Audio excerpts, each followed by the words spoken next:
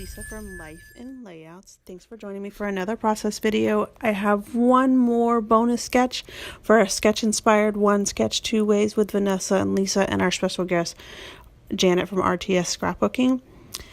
So I don't follow instructions very well, obviously, because this is the second time that I did a layout and I did not follow the prompts. So I did this layout first, and then I did the Halloween layout that I posted last week. I actually had done all of my layouts kind of early. Janet and Vanessa and I had discussed doing this series again in the end of June, and we said that we were going to do it in August. So it gave us some time in July to get it ready. So I was like, I'm going to get it done early. I'm going to have all of my layouts done so that I don't have to stress about it, and I can go ahead and schedule them and have them ready to go. And then I end up doing 2 of them and I don't follow the prompts. So I had to redo them, which I was still able to get them done pretty early on, and I didn't feel stressed about them because I had been prepared and had them done early, but still. So that's how you guys get an extra layout from me for this series. So I am using a older paper pad from Hobby Lobby, and this paper is really thin. It is paper that I would never use as a background, but I wanted to use that green as a background. So that's why I used that cream colored cardstock on top of it and put that layer on top so that it could give some weight to this layout. Because if not, then the green paper would just buckle under the weight of all of the layers on this page. So with this layout, I also turned it on its side like I did with the other one, but I made the strip in the center a lot smaller than I did with the other one. I think I did the Halloween layout at a 3 or 4 inch center, and I think this one is closer to 2 inches. So when I started to put the photos on and cut them all out, I was going to back them all in the orange, but I thought it would give a little different contrast if I put them in the different colors. So you'll notice that one of them is backed in orange, one's in gray, and then one is in red. And I'm going to do the same thing to the right side. I'm going to back each one of those in the same colors, the orange, red, and gray. So after I ink up the edges and decide where I want them in the placement, I try to use my 3-inch circle punch. You can see that small orange circle right there, but it was just too small. So I had to pull out my Creative Memories circle cutters. I have had these things for, I think it was probably one of the first things that I purchased. So we're talking 15 years. And I do have an extra set of blades, but that is it. And for 15 years, I have used those 2 sets of blades. And the only reason that I got a new set of blade with them was because it had, they were made a little bit differently, and it made it easier to use them. So they have been around forever, and they're what I use to cut any circles that I need, anything bigger than 3 inches, because that's the biggest punch that I have. So because this is a paper pad and it doesn't have any embellishments, I used this one sheet to cut out these squares. And I fussy cut them, and you know that I don't like to fussy cut, but because they were just squares or rectangles, it made it easy to fussy cut. There was only like one or two that needed to be really kind of fussy cut a little more than just a square or a rectangle. So I'm using them to make this grid at the top of this side of the layout. And I have to say that I love the way this turned out. I like the grid size on the left, and then that with the arrow and the little green arrow, the little green square, and the orange banner towards the bottom right. I love that. This layout came together so well. And it really wasn't until the very, very end that I realized that I didn't use any of the techniques. And I even thought, how can I spin this to be the first? Like, it maybe the first time playing tic-tac-toe at a theme park. And then I was like, okay, if I do it that way, then how can I put pinwheels on it? Because we're talking the layout was completed.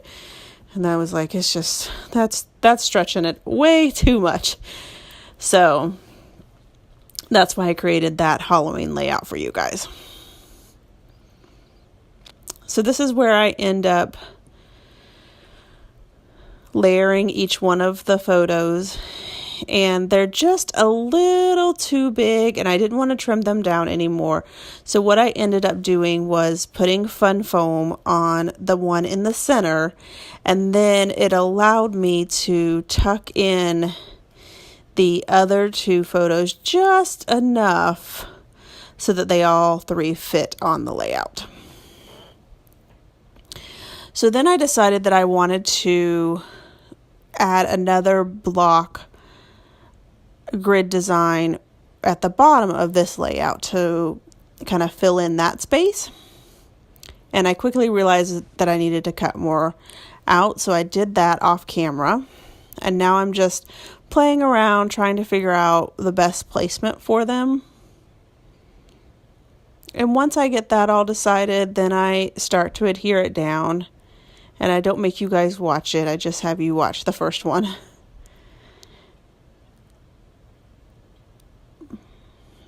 And then after I get them all adhered down, I use these tiny stars that I punched out. I have a really small star punch. I think I got it from, it was either Michael's or Joann's in like their dollar bin.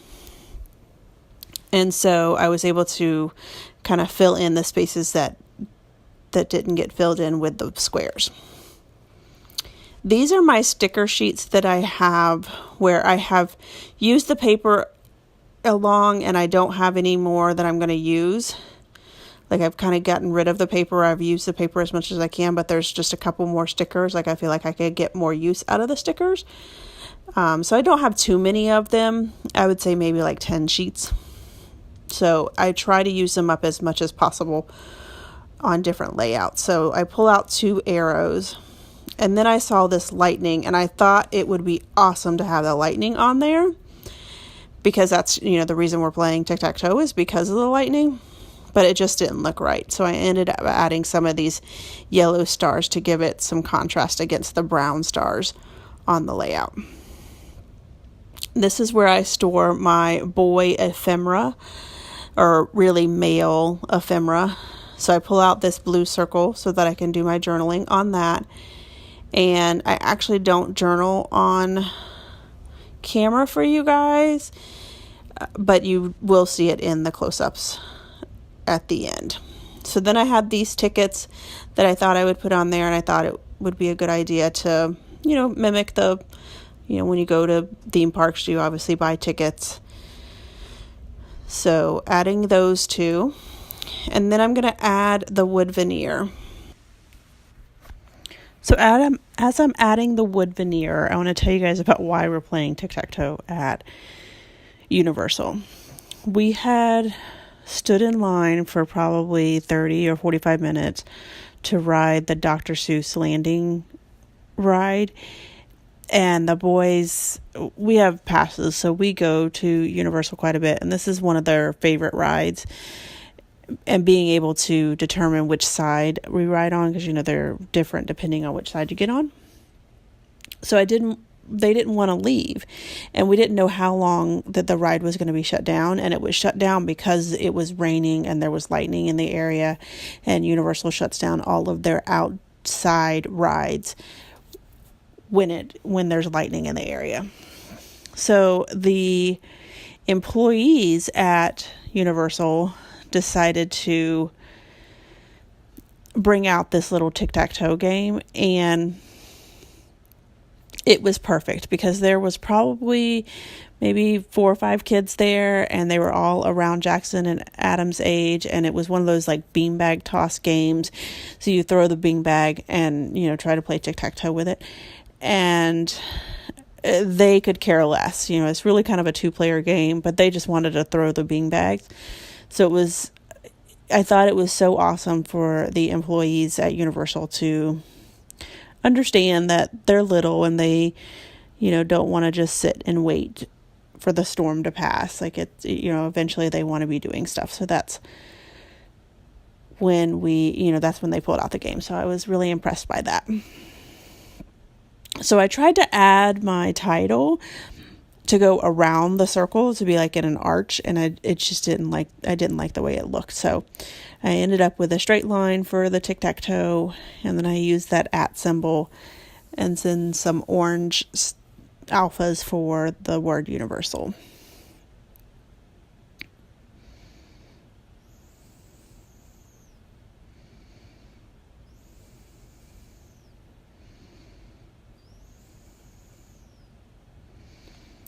So I'm going to end up adding the date, and you know that I like to add the date a couple of times. I feel like sometimes it's hard to find the date, especially when you're doing a roller date stamp. And so when you do 2 or 3 of them, usually I do 3 because I like odd numbers, I feel like it draws your eye there closer to it so that you're able to easily find it. And then that is the layout, guys. I hope you really enjoyed this series. I love the way all of our layouts came out. They were all so very different. I will link Janet and Vanessa's YouTube channels below so that you can go and check them out if you did miss any of the series. And don't forget, I do have a $20 gift certificate. If you play along, all you have to do is create a layout and post it so that I can find it. Thanks for watching, everyone, and I hope you have a scrappy day.